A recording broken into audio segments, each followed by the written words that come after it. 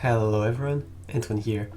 First of all, thank you so much for 5,000 subscribers on YouTube, that's completely crazy. And to celebrate, I thought that I would run the seed and 5k, which turned out to be an actual pretty good seed that's not too hard to run, so I thought I'd give it a try. So, the seed in itself, the spawn doesn't look great. You spawn in a spruce, there doesn't seem to be anything. There's also a lot of trees that are annoying to navigate through, but at the end of those trees there happens to be a village, and that village is actually pretty cracked. You get a lot of materials, you'll see. So here you get a blacksmith with 6 obsidian and 5 iron, so that's already very great. You get also a lot of beds, which is cool. And yeah, a particularity of spruce villages is that you get wooden logs in the chests. You can also get some bread, but usually a big disadvantage of those villages is the lack of food, even though there can be bread in chests, but it's really not very consistent. So I'm not gonna grab any more of the chests on the way except for this one, because it contains 18 logs, which is incredible for building. And there is a ruined portal with a lot of food in it and more obsidian, so yeah, that's just absolutely perfect. It guarantees a very fast nether entry, it guarantees food for the whole run, and I have my 5 beds for the dragon fight, so I'm set and I can enter the nether in less than 1 minute and 30 seconds, which is just perfect. That's the best thing I could hope for. Again, the spawn in the nether doesn't look too great. You can't see any structure from spawn. Also, I'm not wearing gold armor. That's the only disadvantage of that ruined portal, is that it didn't have any gold armor. Other than that, so I'm gonna try to get some gold and run away because I'm being followed by a lot of piglins, a lot of hoglins. So I just try to get 36 golden nuggets as fast as I can before I obviously start looting the bastion that we can now see, and it's gonna be my favorite kind of bastion, which is a treasure room bastion. I just hate that baby piglin because they annoy me, they try to steal your gold. Yeah. And here it is, I have over 36 gold, so I can make 4 golden ingots and make my boots, and I will be safe in the bastion as long as there's no hoglins, but there's no hoglins in treasure bastions, so it's all good. That bastion was not this great. It had a lot of gold, which is cool, but it didn't contain any obsidian in the chests. So what I could have done is modify my nether entry and try to save some obsidian from, you know, the blacksmith and the ruined portal. But I decided to just try to high roll it and get 10 obsidian from just the piglin trades, which I ended up being able to do. And also, yeah, you need to get the pearls, which usually is not an issue. Like, I can get 2 stacks of pearls fairly easily. And I don't need strings since I have a village, but I'm still gonna use an extra bed at some point in the run for the blazes, because the rates of the blazes was actually very painful. Here I'm using, I think it's Ninja Brain's route for treasure room, which I really like. You can see it being used in Illumina's former world record, so it's a route that works, obviously. And yeah, so I'm not using it like perfectly. I'm really not the best at looting bastions, but I just try to do my best and do with what I can see from other players doing. I also memorized where all the gold blocks were in that treasure, which I usually don't do when I speedrun in SSG, because yeah, again, I know the seed. And 5k, obviously I looked at the seed before running it. I didn't take any seed. I could have tried like with different caps, do 5,000 instead of 5k or stuff like that, but actually, and 5k was the first seed that I looked for, and it was actually very cracked, so I was very happy with it. And so now, yeah, all we have to do is wait for some fire res, some pearls, and 10 obsidian. So the 10 obsidian is obviously what I'm gonna wait for the longest, but usually it doesn't take that long. Here, I only had 4 obsidian, and I was like, that's kind of bad, I'm probably gonna have to reset. And then I get 2 in a row, I get 6 here, which is cool. And I was like, okay, then it's probably possible. And I get 2 at the next wave as well, so here I'm like, okay, then I can probably just wait, and I get 10. The last few obsidian trades were absolutely cracked. They didn't give much obsidian for the start, and then they just started dropping them 2 by 2, which is completely crazy. And yeah, now I just have to head to the fortress, which is not the closest fortress. And if you tried to nether travel from the fortress, by the way, so, you know, to blind travel to the to find the stronghold, the blind travel from the spawner is actually 2,000 blocks away from the closest stronghold, which is the worst. I don't think you can do worse than that. And it's actually, yeah, the closest is actually a second ring stronghold, which it doesn't really matter. Like, you travel in the nether, it's pretty fast anyway, but it can still be very annoying. So what I need to do after I kill the blazes is go away quite far in the nether, like 250 blocks or something, which takes a bit of time. So I really don't want to waste any time killing the blazes. I'm not gonna get too bad of a rate, I think. I think I got 2 out of 3 for these ones. 1, 2, and yeah, 2 out of 3. Okay.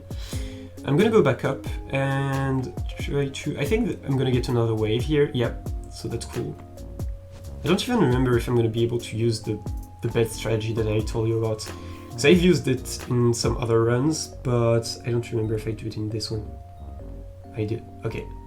So this bed strategy, I do not know who developed it, and it's usually not good to use in exposed spawners like that. Usually you want to do it in enclosed spawners, so you can't get shot at from many angles. But here it's pretty safe, there's not many mobs around. I actually get knocked off here, which is quite funny.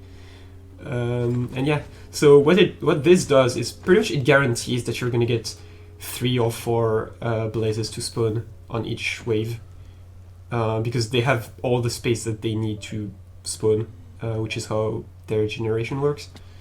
And yeah, so here I'm at 5 rods and all I need is 1 more.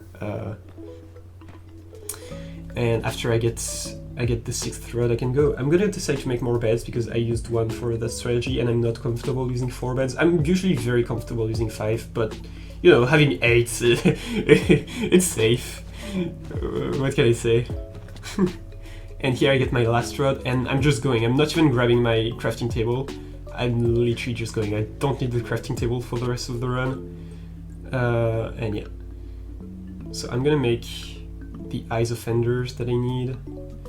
I have some pearls left, so I can travel pretty easily. I wouldn't be able to complete that run without those pearls, by the way, because I need to travel above lava oceans, stuff like that. It's very inconvenient. Here I fall like an idiot because I didn't throw the pearl far enough. It's actually the first time that I missed this pearl. Previous attempts, I had missed it by throwing it on the ceiling, actually, but I instantly died, so I couldn't finish the run. But most of the runs I was able to go to the end. That was probably my 10th attempt to go to the end, but I never get a fast perch, or I failed the bed cycle. And yeah. So here I didn't get the fastest, I'm gonna spoil it a bit, I did not get the fastest perch at all, but it was still a decent run and I'm happy with it, so I kept it. And yeah, so end entry at 9 minutes, sub 9 minutes, that's actually perfect. So nobody obviously has ever done that in RSG. I think the best end time was 11:10 or something.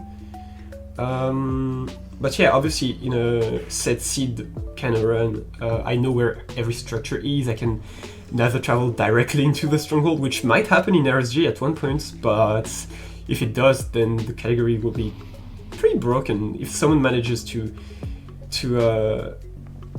never travel directly inside the stronghold at sub 8 minutes. But I don't think it will happen anytime soon. I'm still a sub 10 believer for RSG. I do believe that sub 10 will happen before 2022, but I'm not 100% sure. I just hope it does. So yeah, so now I'm waiting with my 8, I think 9 beds even, and my pearl. I have my food, but yeah, the dragon could have perched at around 9. It just decided to not. And yeah, we're just now gonna have to wait. And here it was about to perch as well, about 10 minutes, and unfortunately again it did not, and it decided to shoot me instead, which was very unfortunate. I was again expecting another perch, so it's already past 10 minutes, so it kind of sucks. I kind of wanted a sub 12 at least in this run, so it could be, you know, better than world record, which would make sense since it's literally a set seed. But also I realized that even though it's obviously a set seed, the run, or the seed itself, I mean, is not this amazing. Like, you don't get a bastion of spawn directly, you don't get an instant fortress after your bastion, the nether travel is not instant from the fortress. If all of those elements were here, a set seed run could definitely get a sub 6 minutes or something. I definitely think that the overworld on that seed is pretty much perfect, except for the fact that you don't get gold armor. But if you do get gold armor, I definitely think that that's pretty much the most perfect overworld that you could ever get. You get literally everything you need. But yeah, here the dragon was, again, it could have perched, just decided not to. I was so ready for this one. Like, here I was like, okay, this is the one, this is the sub 12, and no. The dragon again decided to not perch. But I'm just keeping my cool and waiting for the perch to happen. So by the way, how many beds do you think that I'm gonna use for this one? Because as I said, I'm not confident with 4. I've done 4 beds before. I've done 4 beds like 5 or 6 times in the past, but I'm not just consistent with it. Like, I wouldn't go with 4 beds expecting to be able to do it. It's like 5 is usually okay. Because I usually miss my first one because I do it too low because I'm afraid that the dragon would break it. But yeah. Here, I don't know what I was doing. I was just taking damages on purpose, just standing under the dragon breath. I thought it was funny. And now we're past world record time, which is 12 something.